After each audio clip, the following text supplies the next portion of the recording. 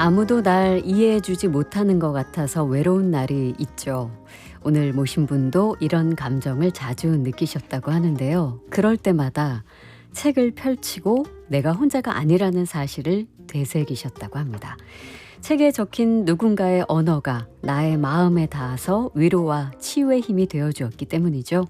오늘은 책만 있다면 모든 날이 끝내 괜찮아진다고 말하는 분, 정여울 작가님과 함께하겠습니다. 어서 오십시오. 안녕하세요. 반갑습니다. 반갑습니다. 네. 정여울 작가님은 정말 제가 사실 여러 군데에서 그냥 독자로서 강연도 많이 듣고요. 또 책을 통해서 많이 만나기도 하는데 정말 성실하고 부지런하시고 독자들과 좀 가까이 만나는 시간도 자주 가지시는 걸로 알고 있거든요. 집필도 물론 꾸준히 하시면서 전국 다니면서 독자도 만나시고 요즘은 어떻게 보내십니까? 예, 요즘도 비슷하게 보내고 있는데 네. 또 강연과 뭐 방송 출연 이런 것들 때문에 글쓰기가 좀 위협받을 때가 있거든요. 네. 그래서 요즘 그 걱정을 많이 하고 있었는데 어, 왜냐하면 예전에는 그러니까 20, 30대 때는 사실은 모드 전환이 잘 됐어요. 체력이 네. 있으니까 네. 방송하고 나서 글 써야지 그럼 그게 됐어요. 네네. 근데 지금은 모드 전환이 안 돼요. 그래서 야, 방송하고 왔으니까 일단 쉬자 이렇게 되는 거예요. 그래서 좀 고민을 많이 하다가 네. 그래서 사실 데미안 번역을 하게 된 거예요. 그러니까 번역이라는 게 사람을 되게 겸손하게 해주거든요. 그렇군요. 그래서 네.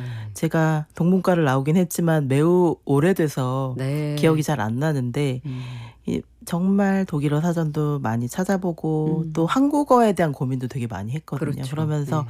어떤 잃어버렸던 설렘과 어떤 문학에 대한 첫사랑을 다시 기억하는 계기가 된 것 같아요. 네. 그래서 데미안이라는 책을 이제 너무 좋아하는 책이니까 번역하는 게 그렇게 어렵지 않을 거라고 짐작을 했었는데 매우 어렵더라고요. 고생 내용을 많으세요. 다 알지만 네. 그래도 한글로 어떻게 하면 더 쉽고 재미있게 사람들이 끝까지 읽을 수 있게 그렇게 전달할까를 고민하면서 네. 그러면서 언어에 대한 감각과 또 문학에 대한 첫사랑을 잘 돌아오게 만들기 위해서 그렇게 번역을 했는데 참 좋은 경험이었던 것 같아요. 네. 예. 모두 전환을 이제 집필의 시간으로 조만간 바꾸신다는 얘기를 잠깐 제가 방송 들어가기 전에 들었는데 그 네. 전에 국악방송 이렇게 문화시대에 나와주셔서 감사해요. 네네. 이렇게 말해놓고 또 부르면 또 나가고 그래요. 제가 좋아하는 박혜진 아나운서가 부르시면 가야죠. 감사합니다. 제가 굉장히 반가운 소식도 하나 들었는데 유튜브를 시작하셨다고요. 네. 근데 이게 이제 저는 이미 있을 거야라고 생각도 했었는데 10년간 고민하다가 이번에 하신 건가요? 예. 그러니까 글을 쓰는 사람들은 유튜브를 하라는 압박을 많이 받긴 하는데 그게 이제 얼마나 어려운 건지 알기 때문에 그렇죠. 더 도전하지 못해요. 왜냐하면 글 쓰는 것도 뭐 한 편을 써도 막 10번 넘게 고치거든요. 그런데 이 방송 편집은 우리 전문가들이 잘 아시겠지만 끊임없이 고치고 또 고쳐서 또 마지막에 또 한 번 고치고 네. 편집의 계속이잖아요. 편집의 그렇죠. 연속이니까 그걸 과연 내가 할 수 있을까? 그거 직접 하시는 거예요? 예, 그래서 직접 하는데 네. 그러니까 지금 그래서 쇼츠밖에 못 올렸어요. 그런데 쇼츠밖에도 아니더라고요. 쇼츠도 되게 어렵고요. 힘들죠.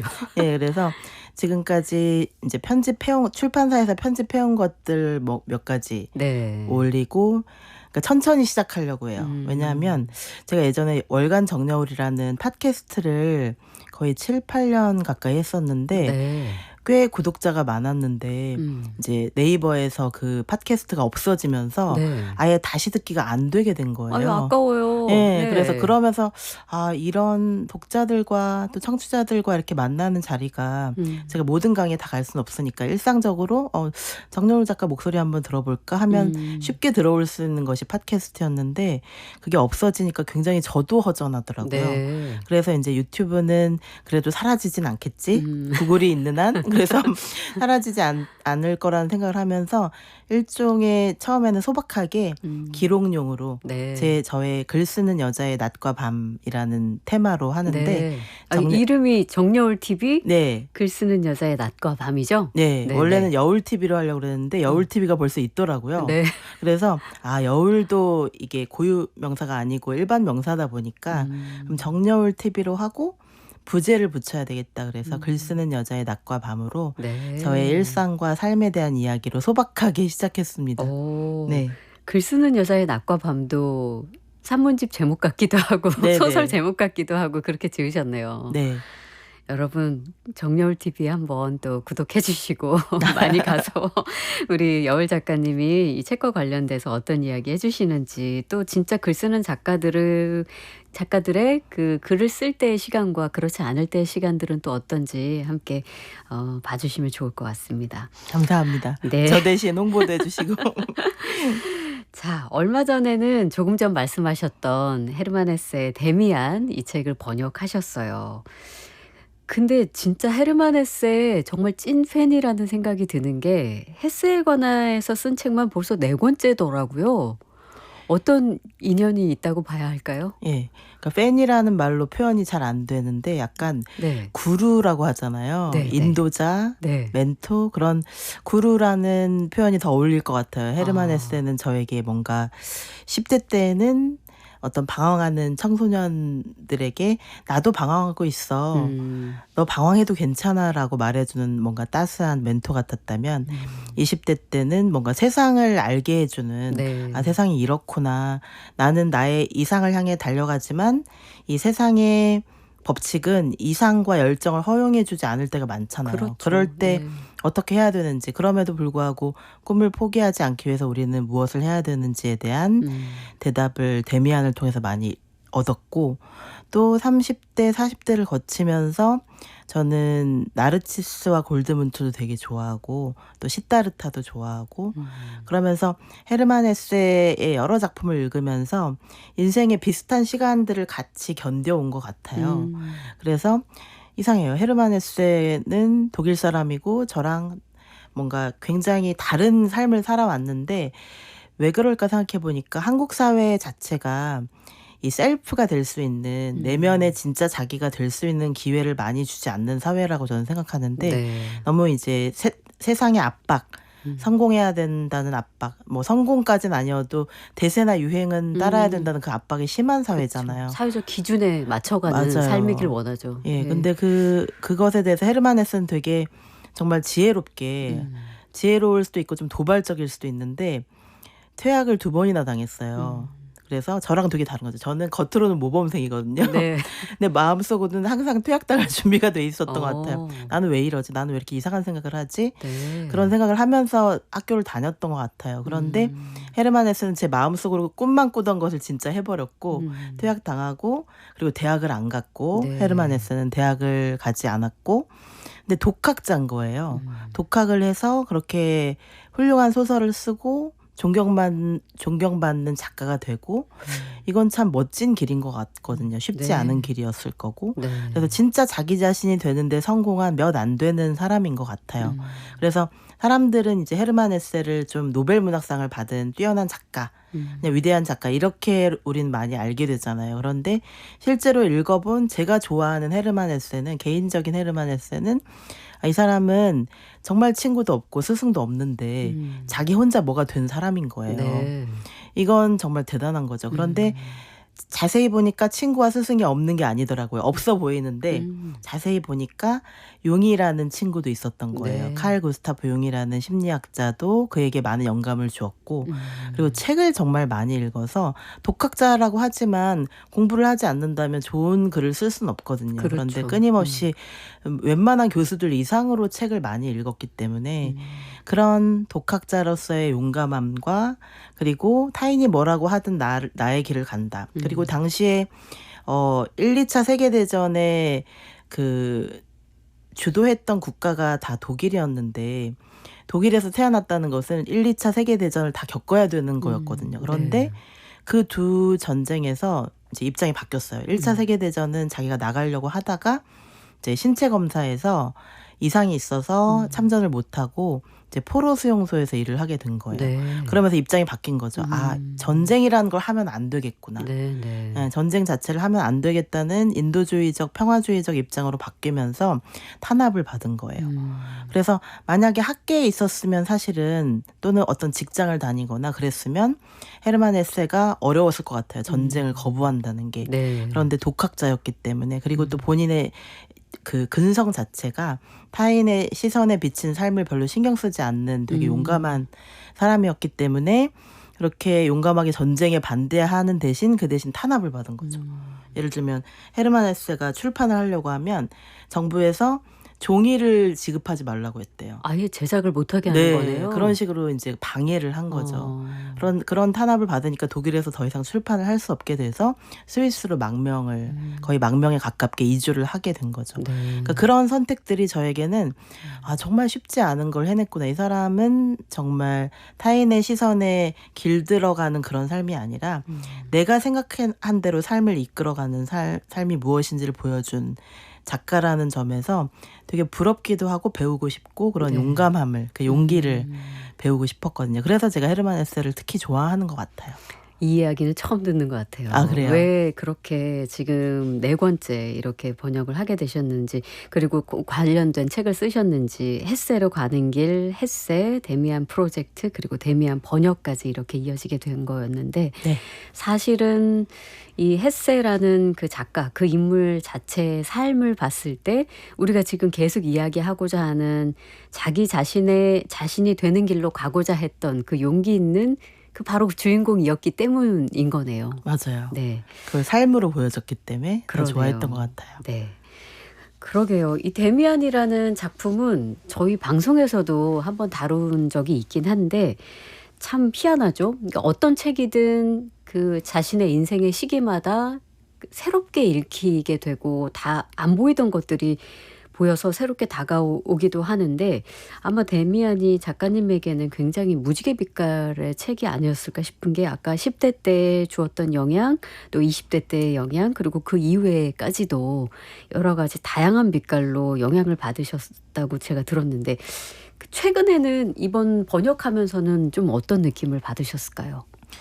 처음에는 제가 많이 알고 있고 그 아는 느낌으로 번역할 수 있다고 생각했는데 점점 더 이제 비룡소 출판사 자체가 청소년물을 많이 만드는 그렇죠. 출판사라서 더 10대들이 이해할 수 있는 책으로 번역해야 된다는 이제 미션이 딱 떨어진 거예요. 네. 그래서 10대들도 이해할 수 있고 또 보통 어른들도 쉬운 책을 더 좋아하시는 분들은 또 비룡소 출판사 똑같은 번역본 중에서도 비룡소 출판사를 찾으시는 분들이 많기 때문에 네. 어른들과 아이들과 청소년들이 다 좋아할 수 있는 그런 번역이 무엇일까를 되게 고민을 많이 했어요. 너무 힘든 미션이네요. 네, 그래서 거의 좀 무지갯빛을 담아야 되는 한 가지로 표현되지 않는데 그럴수록 좀 더 심플하게 가야겠다는 생각이 들더라고요. 그래서 원문은 아무래도 좀 되게 상징적이고 은유적인 문장이 많아요. 그런데 그런 복합적인 느낌을 조금 더 투명하게, 좀 더 간결하게 만들어서 읽기 쉽게 만드는 쪽으로 그렇게 생각을 하면서 네. 저는 한글이 중요하다는 생각을 많이 했어요. 왜냐하면 이 데미안 번역본을 가지고 독일 사람들한테 보여주거나 영미권 사람들한테 보여주는 것이 아니라 한국어를 사용하는 한국 사람들이나 또는 한글을 배우는 뭐 외국인일 수도 있겠죠. 그래서 한글이 중요한 거 아닌가라는 생각을 해서 네. 독일어 원문보다는 한글 번역에 더 한글로 어떻게 자연스럽게 전달할 것인가. 이걸 이제 도착어 중심의 번역이라고 해요. 네. 그러니까 출발어 중심의 번역이 대부분이었던 거죠. 독일어 원문, 프랑스어 원문 이런 것에 충실한 번역을 예전엔 다 좋다고 했어요. 지금도 그런 분들이 많지만 저는 조금 다른 생각을 가지게 된 게 읽는 사람들은 한국 사람들이거든요. 그렇죠. 그래서 예. 도착어가 더 중요하다는 생각을 하고 있기 때문에 한글로 읽었을 때 더 쉽고 재미있게 사람들이 끝까지 데미안을 놓지 못하게 만드는 것이 저의 목표였어요. 그래서 비룡소 번역본은 조금 더 쉽고 조금 더 끊김없이 읽히도록 어려운 장애물들을 많이 제거해내고 그렇게 번역을 했습니다. 감사해요. 왜냐하면 네. 진짜 아마 청취자분들도 아시겠지만 데미안 나 좀 읽었지. 장소년기의 뭐 성장소설이라 하면 데미안이지 하면서 아마 들었다가도 사실 굉장히 그렇게 쉬운 소설은 아니거든요. 말씀 주신 그럼요. 대로 원래 그 네. 은유와 비유 같은 것들을 읽어내야만 자기에게 와닿게 되는데 그래서 본인이 끝까지 이 책을 읽었나? 내가 읽은 것이 맞나? 하고 질문을 던지는 독자들이 꽤 많은데 이 도착어로서 우리가 쉽게 읽을 수 있도록 데미안을 새롭게 만나게 해 주셔서 감사하네요. 감사합니다. 네. 자, 그러면 그 번역하신 데미안 가운데 좀 세상 마음을 좀 움직이게 했던 그런 문장이 있었는지 번역자로서 그 또 어떻게 또 옮기게 됐는지 그 문장을 좀 소개를 해 주시면 좋을 것 같아요. 예. 일단 많은 분들이 인제 데미안 프롤로그 머리말 그 부분을 좀 어려워하세요. 네. 한번 그래서 보시겠어요? 제가 오늘 다른 책을 가져와 가지고 네. 그래서 머리말을 되게 여러 번 새롭게 수정하고 음. 또 수정하고 그렇게 번역을 했는데 그때 머리말에서 인제 시작될 때 이제 가장 첫 문장 음. "나는 단지 나의 내면에서 솟구쳐 나오는 대로 있는 그대로의 나로 살고 싶었을 뿐인데 그것은 왜 그렇게 어려웠을까?" 이 문장을 좀 더 이렇게 힘 있게 번역하고 싶었어요. 그래서 솟구쳐 나온다는 표현을 썼는데 그건 이제 원문에서 조금 더 제가 나간 거예요. 예. 근데 네. 그걸 편집자님이 받아주시더라고요. 그래서 약간 원문보다 조금 더 강렬한 표현을 써 봤어요. 그래서 나의 내면에서 솟구쳐 나오는 내가 셀프고 그것이 있는 그대로의 나로 살고 싶었는데 그걸 어렵게 만드는 것이 에고거든요. 네. 그래서 그걸 어렵게 만드는 에고는 다른 사람의 시선에 신경을 쓰는 거죠. 저 사람은 뭐 무슨 자격증도 있고 어느 대학도 나왔는데 왜 저것밖에 못하지라는 세상의 시선인 거죠. 저도 그런 시선을 느끼거든요. 그래서 저 사람은 왜 박사식이나 됐는데 왜 어떤 직업을 갖지 않고 작가를 하고 있는 것일까? 그런데 저는 작가도 직업인데요. 맞아요. 예. 그래서 직장이 없으면 사람들은 직업이 아니라고 생각하시는 분들이 있어요. 그래서 네. 그런 것들이 저는 24시간 글을 생각하는데 왜 이것이 어떤 특정 사람들에게는 직업으로 인정받지 못하는 걸까? 이런 아픔을 좀 겪었거든요. 그래서 네. 저의 셀프는 작가인 정여울이 좋아요. 그런데 에고는 왜 너는 다른 걸 하지 못하니? 넌 좀 더 왜 사람들한테 뭐 반짝반짝 빛나는 인정받는 사회적으로 인정받는 뭔가 그런 명암이 번듯한 그런 삶을 살지 못하니라는 저의 에고가 아직도 조금은 남아 있어요. 네. 많이 없앴는데도. 네, 네. 그래서 그 인간의 본질적인 투쟁을 보여주는 문장이라고 생각했기 때문에 이거를 굉장히 여러 번 번역을 했어요. 그래서 네.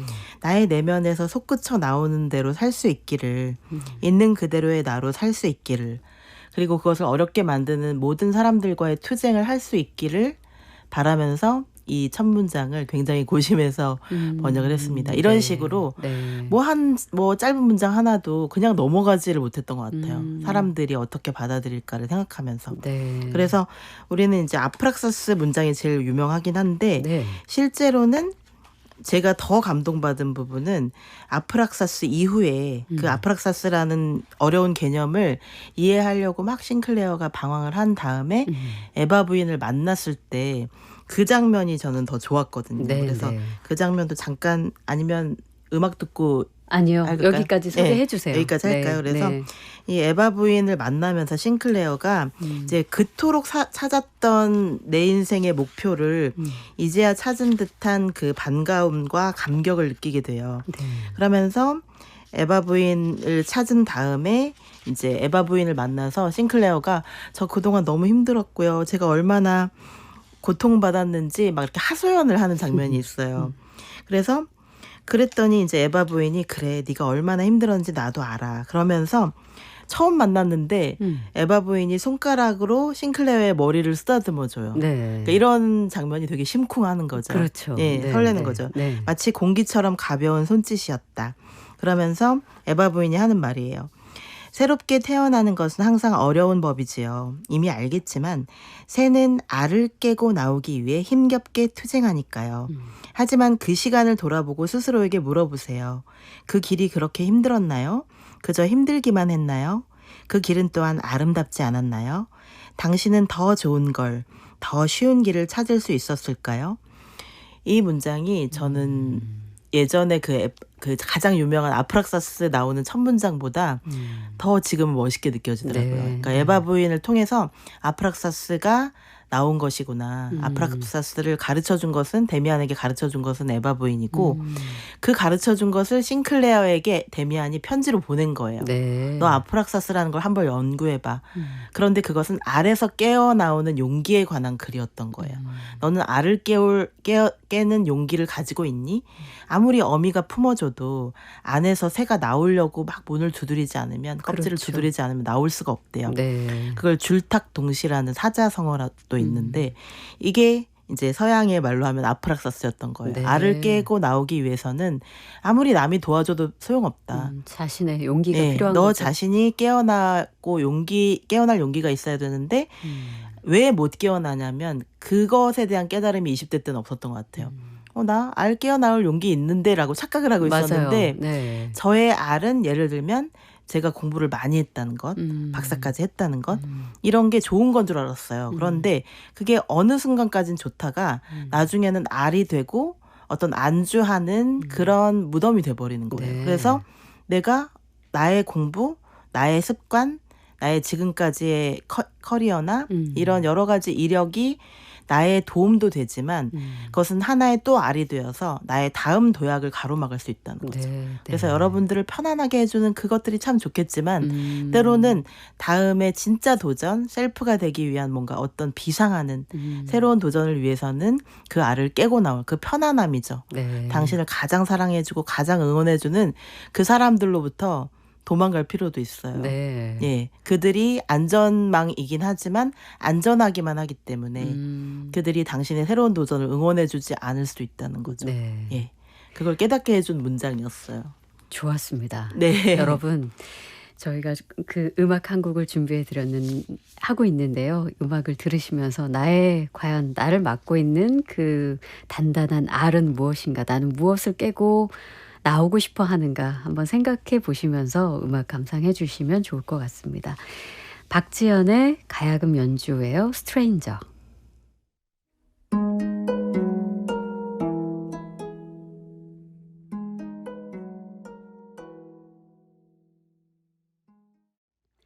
박지현의 가야금 연주 스트레인저 함께 들었습니다. 8296번 쓰시는 분께서 어려워서 읽다만 데미안 정여울 님이 쉽게 번역하셨다니 이번에는 기필코 기어코 다 읽으리 다짐해 주셨어요. 너무 감사합니다. 8296님께는 네.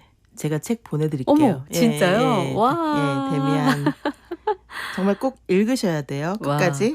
와, 이런 경우는 진짜 네. 드물거든요. 네. 네, 문자 소개하고 작가님이 바로 또 보내주신다고 해서 너무 저까지 기분이 좋아집니다. 네. 조금 전에 들으셨던 음악이 스트레인저잖아요. 네. 근데 우리가 이제 음악 듣기 전에 알을 깨고 나오는 그 용기가 필요하다고 했는데 여러분이 알을 깨고 나와서 만나게 되는 자신의 또 다른 스트레인저를 만나는 걸 두려워하지 않으셨으면 좋겠습니다. 네, 너무 어울리는 것 같아요. 스트레인저라는 곡과요. 네, 선곡을 네. 잘 해주셨네요. 네. 자, 국악방송 박혜진의 문화시대 초대석, 오늘은 정여울 작가님과 함께하고 있습니다. 지금 유튜브에서 박혜진의 문화시대를 검색하시면 보이는 라디오 시청이 가능합니다. 자, 앞서서는 헤르만 헤세 데미안을 번역하신 이야기 들어봤는데 요즘에 그 많은 사람들이 뭐 책을 좋아하시는 분들도 뭐 그 밸런스를 좀 잘 하실 수 있습니다만 그렇지 않은 이제 책과는 조금 거리를 두면서 살고 계신 분들은 워낙 짧은 영상에 빠져들게 되고 정보도 긴 거는 못 참아요. 빨리빨리 정리해주는 그런 정보에 익숙해져 있는데 이런 시대에 왜 우리가 좀 예전에 쓰여졌지만 오래도록 읽히는 고전을 좀 더 읽어야 하는가 그런 이유를 좀 여쭤본다면요. 일단 되게 마음이 편해지더라고요. 저는. 네. 그러니까 뭔가 더 빨리 더 짧게 요약한 것을 읽고 소비를 하면 저도 모르게 소비라는 단어가 나오는데 소비한다는 느낌이 들고 흘러가고 스쳐간다는 느낌이 들거든요. 그러니까 정보가 휘발되는 느낌이에요. 그래서 막 스크롤을 막 내리는 그 스크롤의 압박이라고 하잖아요. 네. 스크롤을 막 내리다 보면 내가 뭘 봤지 나중에는 기억이 안 나고 막 많은 뷔페 음식을 먹고 그 뷔페에서 뭘 먹었는지 기억 안 나는 그런 느낌인 것 같아요. 네. 그런데 이 고전 문학의 한 페이지라도 한 챕터라도 제대로 천천히 읽으면 정말 맛있는 한 그릇 음식 뭐 비빔밥이나 평양냉면 같은 정말 맛있고 언제 먹어도 질리지 않는 그런 좋은 음식을 먹은 든든한 느낌이 드는 거예요. 그래서 네. 저는 어떻게 하냐면 좀 힘들고 뭐 우울하거나 지치거나 이러면은 옛날에 읽었던 좋았던 책을 예를 들면 뭐 데미안이나 빨강머리 앤이나 네. 이런 작품들을 그냥 아무 페이지나 펼쳐요. 아. 그럼 아무 페이지나 펼치다 보면 이상하게 분명히 뭐가 있어요. 아 이게 소설이라서 네. 서사가 이어지는 것임에도 불구하고 예, 옛날에 읽었으니까 네. 그 기억이 나면서 아, 예전에는 그렇게 그냥 휙 흘려보냈던 문장들 중에서 좋은 문장이 보이는 거예요. 네. 예를 들면 데미안과 빨강머리에는 성장소설이라고 항상 이렇게 불리고 있는데 사실은 성장소설만은 아니거든요. 그러니까 어떤 작가가 소설을 쓸 때 아 이건 성장소설이야 아니면 이건 로맨스 소설이야 이건 SF 소설이야 이렇게 인식하면서 쓰는 것만은 아니거든요. 그렇죠. 그냥 소설이고 네. 그냥 작품인데 네.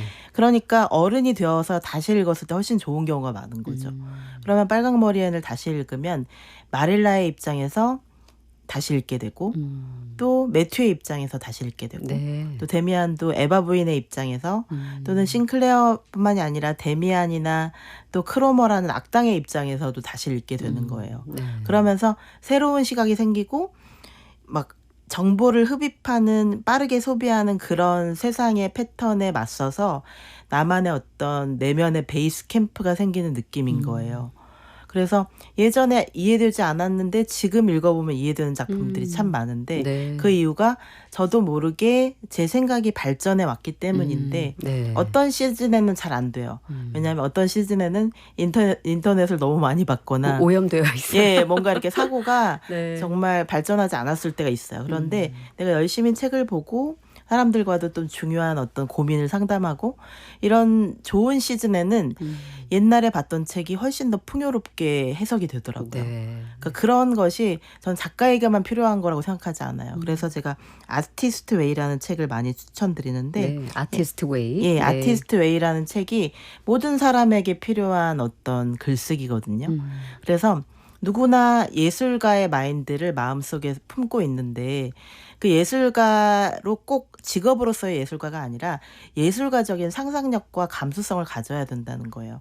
그래서 제가 그 책의 영감을 받아서 감수성 수업이라는 책도 쓴 거거든요. 네. 그러니까 이거는 글쓰기는 작가만 하는 것이 아니라 누구나 그래서 모닝 페이지라고 해요. 아티스트 웨이에서는 이제 모닝 페이지라고 해서 아침에 일어났을 때 무조건 쓰라는 거예요. 아, 예. 뭐 어떤 글이라도. 예, 아무거나. 네. 그래서 뭐 오늘 아침에 박혜진 아나운서를 만나기로 했는데 무슨 이야기 해야지 이런 것도 괜찮다는 거예요. 네. 멋진 이야기를 하려고 하지 말고 그냥 오늘 아침에 계획을 써도 되고 그리고 아침에 일어나면 신기한 게 어제는 엄청 화가 났던 게 오늘 한숨 자고 나면 좀 괜찮아지죠. 예, 좀 괜찮아지고 네. 아 그렇게 화내지 말걸. 어. 오늘 같았으면 내가 오늘의 좋은 기분 같았으면 이렇게 대응했을 텐데 하면서 좀 더 나은 반응을 생각하게 돼요.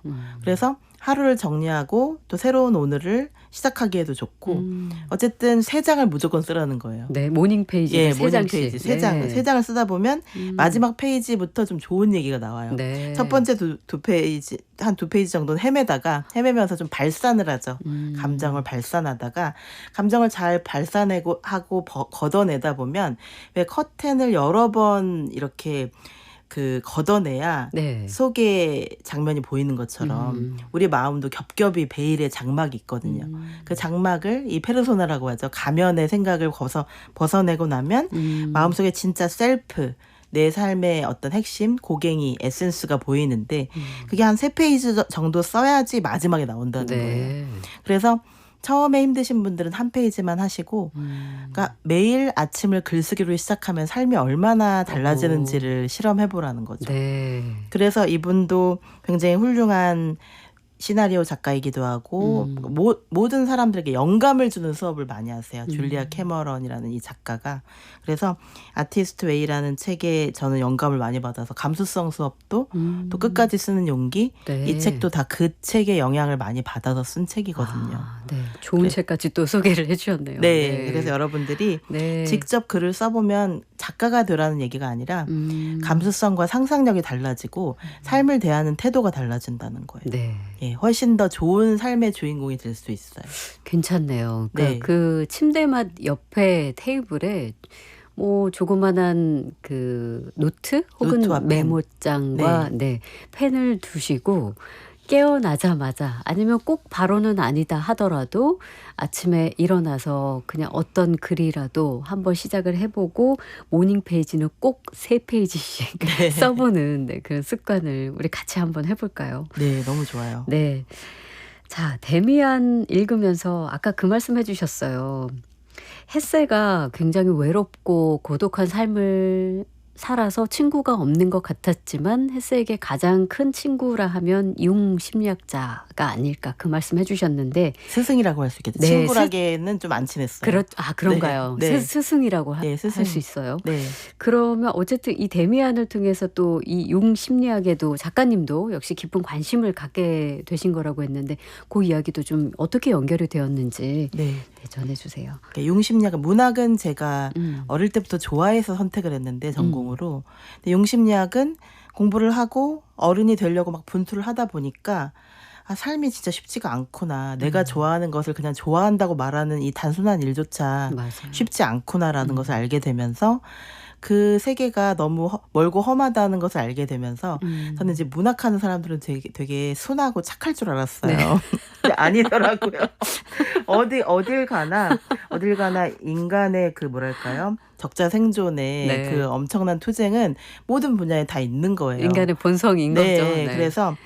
그래서 문학 분야가 특별히 착하지도 않고 또 특별히 또 독하지도 않고 그런데 다 비슷한데 근데 그 투쟁을 제가 너무 힘들어해서 혹시 내가 우울증이 아닐까 되게 고민했던 시기가 있어요. 네.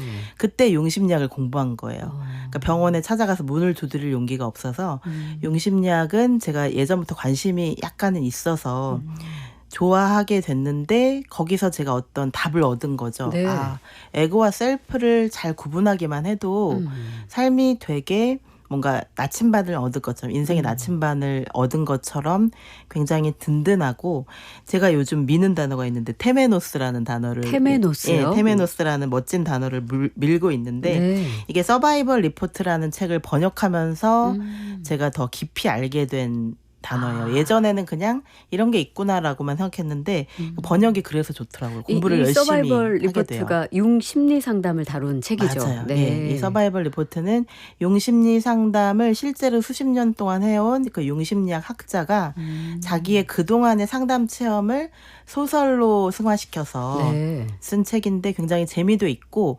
특히 남성 심리에 대해서 굉장히 잘 나와 있어요.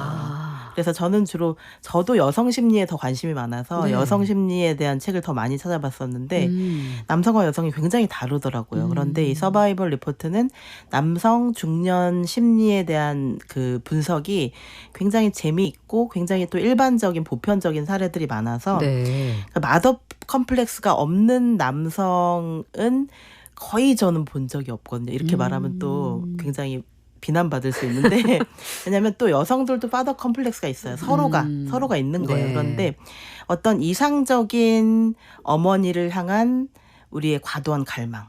예. 그런데 대부분의 남성들은 어머니의 많은 사랑이나 관심을 받으면서 자라기 때문에 어머니에 아직도 묶여있는 사람들이 굉장히 많다는 네. 거죠. 결혼을 하고 나서도 장년, 중장년, 심지어 노년층까지 어머니가 이미 돌아가셨는데도 어머니의 생각이 아직도 묶여있는 사람들이 많다는 거예요. 게다가 또 한국 사회는 꽤 지금은 조금씩 변화가 있지만 네. 굉장히 오랫동안 이 남아 선호 사상이 그렇죠. 남아있기 때문에 더 그런 영향이 있을 것도 같아요. 예, 그래서 그 마더 컴플렉스를 아주 유쾌하면서도 발랄하면서도 진지하게 네. 그렇게 잘 분석을 해놓은 부분들이 굉장히 재미있었고 또 흔히 중년의 위기라고 하잖아요. 네. 테메노스 설명해야 되는데 테메노스가 근데 뭐예요? 예, 테메노스가 그거예요. 마음의 의지처, 안식처, 성스러운 공간. 네. 그래서 여기 가면 나는 편안하고 보호받을 수 있어라는 생각이에요. 그러니까 테메노스가 되어주는 장소들을 생각해보면 저는 뭐 도서관의 아주 구석 자리에서 책 보는 걸 되게 좋아했거든요. 그래서 세계문학 전집 있는 그 코너에 가면은 네. 사람들이 별로 안 와요. 그래서 학교에서도 세계문학 옛날 전집들, 네. 요즘 전집 말고 옛날 전집 이 구석 자리에서 책을 진짜 많이 봤었는데 네. 그런 곳이 개인이 느끼는 개인마다 다른데 테메노스를 만들자는 거죠. 아. 자기가 내면의 성소라고 성스러운 장소라고 느낄 수 있는 곳을 만들면 그 사람의 이제 개성화라고 하는데 그 사람의 창조성이나 감수성이나 상상력이 발달한다는 거죠. 네. 그래서 그리고 상처를 치유할 수 있는 어떤 회복 탄력성도 커질 수 있다는 거죠. 그런 장소들을 하나씩 만들어 가다 보면 우리가 트라우마라고 생각했던 것들, 내 안의 그림자라고 생각했던 것들이 점점 더 나아질 수 있다는 거예요. 그러면 작가님 말씀하시는 그 테메노스, 내면의 그 성소, 안식처 같은 것은 조금 더 물리적인 어떤 공간일 수 있나요? 꼭 마음 안쪽에 어떤 안식처일까요? 그 테메노스를 이 장소에서 시각적인 장소에서 실제로 만질 수 있는 장소에서 마음으로 점점 옮겨오면 좋죠. 그래서 테메노스가 아예 없는 사람은 되게 불안하거든요. 그래서 네. 일단 작은 장소들을 일단 만들어 보시고 작가들은 주로 이제 자기가 글이 잘 써지는 곳이 테메노스라고 느낄 거예요. 작가님은 어디예요? 저는 되게 많아요. 많아요. 예, 그러니까 다행이네요.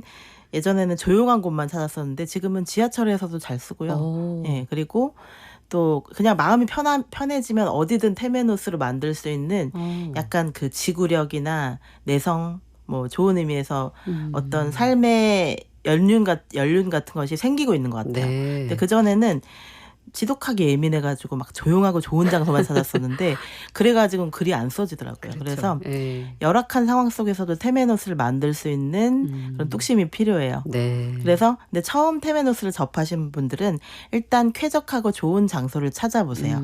그래서 거기 가면 난 참 마음이 좋더라. 예를 들면 아름다운 꽃과 이런 것도 향기로운 차를 마시면 기분이 좋아지잖아요. 네. 그래서 거기는 꽃도 있고 차도 맛있고 그 카페에 가야 되겠다. 그런 마음이 테메노스의 시작인 거죠.